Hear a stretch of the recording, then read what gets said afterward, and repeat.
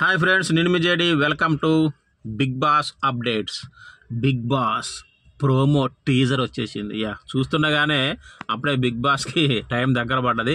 మరి ప్రోమో వచ్చిందంటే ఇంకెన్నో రోజులు లేదు, కరెక్ట్గా 1 మంత్ ఉంది. ఎందుకంటే ఇది 8th నుంచి డేట్ 1కి షిఫ్ట్ చేశారని కూడా టాక్ వస్తూ ఉంది. మోస్ట్లీ 1కి వచ్చే ఛాన్సే ఉంది. అమావాస్యకి ఒకరోజు ముందనమాట, 1 సెప్టెంబర్ రోజు.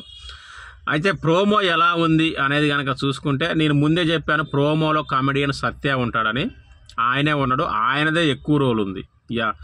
దొంగలాగా ఒక మ్యూజియంలోకి వస్తాడు. అంత పురాతన వస్తువులు ఉన్నది.